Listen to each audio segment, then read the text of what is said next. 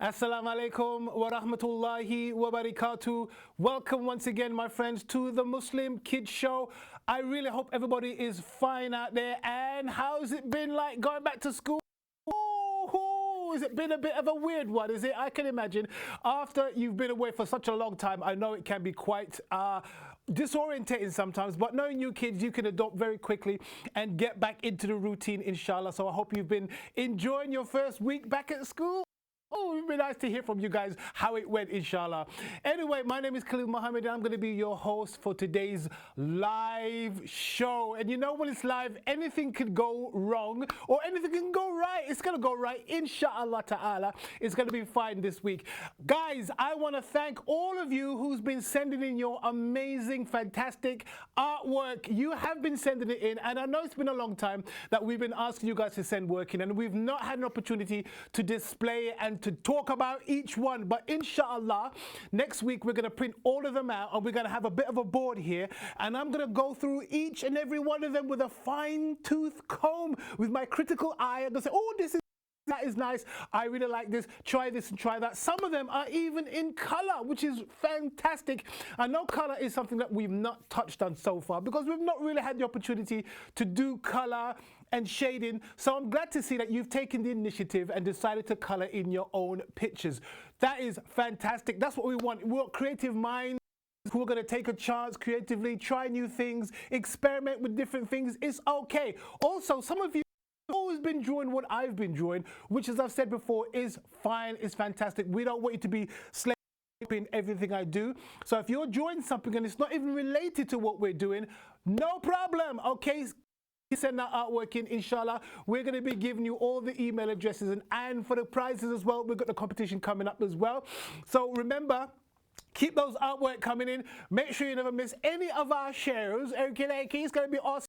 At the end of today's show, once again, we're going to have our live call-in brain bursting competition where we're going to give you another opportunity to get even more of our books. Remember, we've got two books that we're giving away.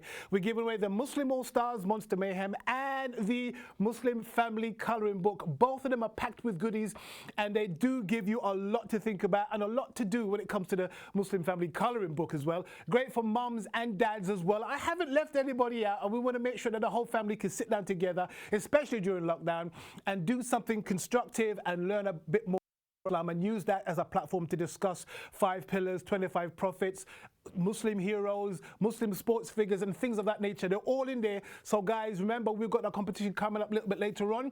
If you want to make a note of the number right now, let me tell you what the number is. Get your phone out or get a piece of paper. It's 0208 662 4550. And if you want to email anything at all, you can also do that on the feedback email address, which is feedback@ikra.tv, or anything else for that matter. Remember, that normal email address is as follows: pks.club@gmail.com.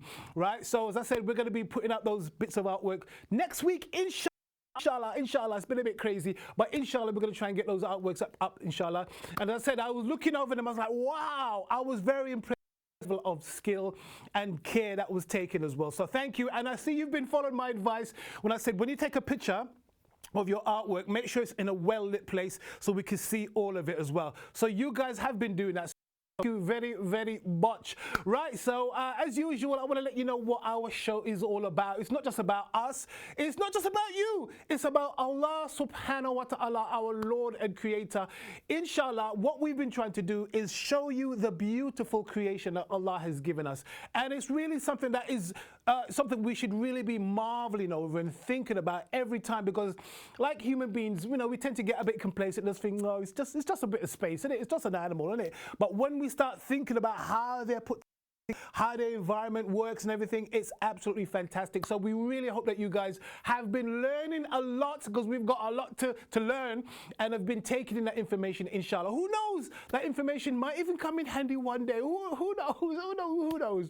Right, should we get on today's show? Right, we want to start with, you know, we have to start with a story, innit? If you've got a cup of cocoa, right, and you want to sit back and just relax and listen to a little story, yeah, that would be a good idea, innit? Well, we've got Auntie Kay coming up. And remember, guys, if you know somebody that's got a book or you've seen a book online that is Islamically orientated for children and you think this would be a fantastic book for Auntie Kay to read out, please, please, please let us know about it. If you want, say you go to a website and you see it there, just grab the URL, get the link and email it to that email address, tmks.club@gmail.com, all right?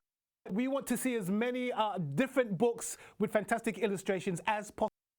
So, should we get into it? Auntie Kay, she's up now. Let's go for Auntie Kay.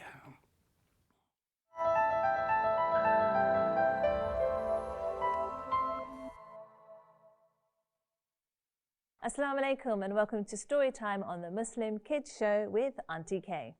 Today's story is called Allah and the Leaf, and this beautiful story has been written by Muhammad Anwar and has also been illustrated by him. One bright sunny day, a tree stood silently on a hill. With 11 leaves left, they hung by Allah's will. The summer was warm and the air was fresh. Nothing could go wrong, not even a test. As time ticked on, 10 leaves came loose, only one leaf left, who began to snooze. It looked like autumn had arrived shortly after noon. Darkness filled the skies, and so did the moon. The clouds appeared gloomy and dark. Then the rain fell, cold and hard. All the clouds gathered and decided to plan, until one cloud shouted, "I know, we could use a fan." Suddenly a wind came with a blow, shaking the leaf high and low. Allah commanded the leaf to hold, and the leaf did as Allah told. Then the leaf said, "With all those rewards, I shall not fall until Allah makes the call." It began to snow, gentle and soft, all too quick, turning everything to frost. Leafy was troubled by wind, rain, and snow so cold, when all began to wonder how long the leaf would hold. A bird flew down who couldn't see, round, squint, and ready to push Leafy off the tree. A tornado appeared, spinning strongly and mighty, leaving nothing behind but Leafy only slightly. Allah had decided for Leafy's test to end. As Leafy was tired, he began to bend. He slipped off the tree, floating left to right. That's when Allah said, "Birdie, go bite. Bring him up, don't let him fall. Let the world see my servant stands tall. When you love Allah, you'll pray your salah, Fajr, Dhuhr, Asr, Maghrib and Isha." What a lovely story that was. I hope you enjoyed it. Take care and see you next time. Assalamu alaikum. If you are a young children's book author and would like your book read out on Storytime on the Muslim Kids Show, please get in touch by sending us an email at themuslimkidshow@gmail.com.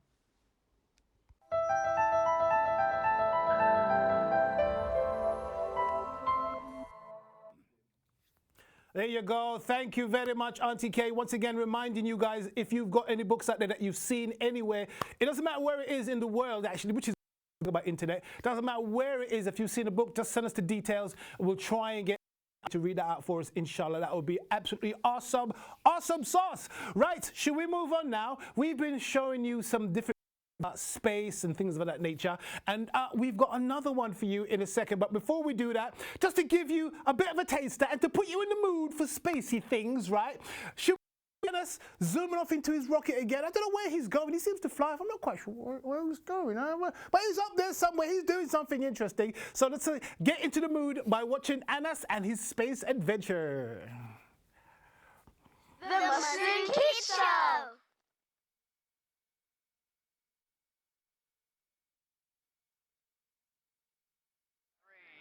2, 1.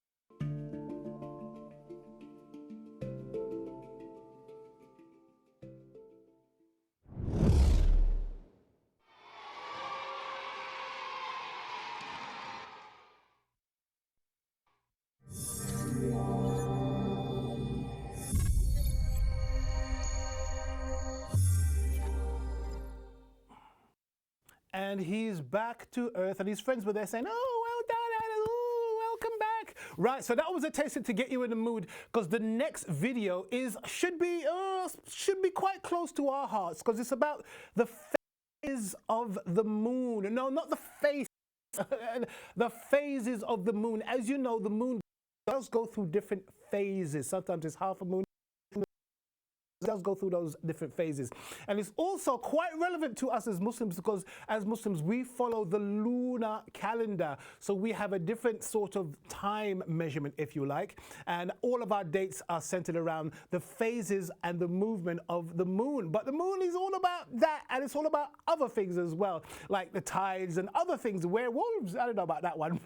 The phases of the moon is very interesting. So we've got a space video about that coming up right now, so check it out. The Muslim Kids Show! Hello everybody, and welcome to the Muslim Kids Show. Today we're going to be learning about the phases of the moon. It's the brightest and most noticeable object in the night sky. But if you spend much time observing it, you'll see that the moon is never quite the same from one night to the next. The moon has something we call phases, which means that it appears to change shape a little bit every night. To understand why this happens, we need to look at how the Earth and the moon move together in space. The moon orbits around the Earth, much like Earth orbits around the Sun. However, while the Earth takes 365 days, that's 1 year, to travel once around the Sun, the moon completes its orbit around the Earth in only 29.5 days, or about 1 month. This is, of course, where the idea of months comes from. 1 month being the time it takes for the moon to complete a single orbit around the Earth. The words moon and month come from the same root. Despite how bright it looks in the sky, the moon doesn't actually have any light of its own. It only appears to shine brightly in the sky because of the light from the sun, which hits it and then bounces back from it. Just like the Earth, the moon has a day side and a night side, with half of it in sunlight and half of it in darkness at any one time. As the moon travels through its orbit around the Earth, that dividing line between night and day is called the terminator. The moon is visible from different angles, giving the impression that different amounts of the moon are lit up on different days. The cycle of the lunar phases begins with the new moon. At the new moon, the moon appears completely dark because the unlit side is facing the Earth. The new moon phase is the only time in the lunar cycle when a solar eclipse can happen. This is because it's the only time that the moon is between the sun and the Earth. After a few days, once the moon has moved along a little in its orbit, we can begin to see some of the moon's day side from Earth. When we see this, we see just a thin slice of light, called a crescent. We call it a waxing crescent, because waxing means growing. The crescent moon will grow a little bit thicker every night, until it reaches the next phase, the first quarter. The first quarter moon is sometimes called the half moon because it appears to us that half of the moon is illuminated, but it's called first quarter because the moon is 1/4 of the way through its cycle. As the days pass, the moon continues to grow, soon entering into its next phase, the waxing gibbous. Gibbous means humped or swollen, and again we call it waxing because it grows thicker every night until it reaches the next phase, the full moon. A full moon is the biggest, brightest and easiest phase of the moon to see. The moon rises at sunset and is up all night, so if you're outside and the sky is clear, it's difficult to miss. At this point, the moon is halfway through its orbit around the Earth, and it's now on the opposite side of the sun. During a full moon, it's the only time that a lunar eclipse can happen, because this is the only time that the Earth's shadow can fall on the moon. As the moon continues on its path, it appears to shrink again as we begin to see more and more of its dark side. A few days after the full moon, the moon will be gibbous again. But this time it's a waning gibbous. Waning means shrinking or getting smaller, and so the moon will be waning for the rest of its orbit. The next phase is another half moon, but this time it's called a third quarter, or sometimes last or final quarter. This is because the moon is 3/4 of its way through its orbit. Soon the half moon shrinks into a waning crescent, which will continue to shrink night after night until it vanishes completely into the next new moon. Big, bright and beautiful, different every night, but repeating the same cycle over and over.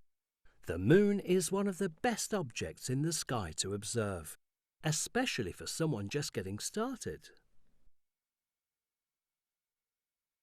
The next time you look up and see the moon in the sky, take a moment to see if you can identify which phase of the moon you're seeing, and try to figure out which one will come next. I hope you've enjoyed learning about the phases of the moon. Until next time, goodbye.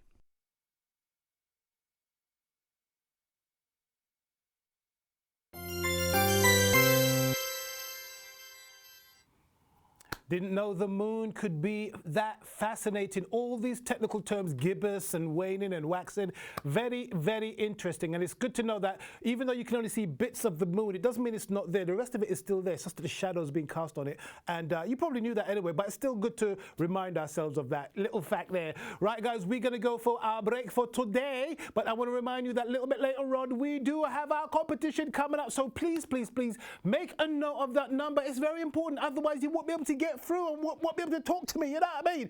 It's 0208 662 4550. That's the number. Oh yes, that's right.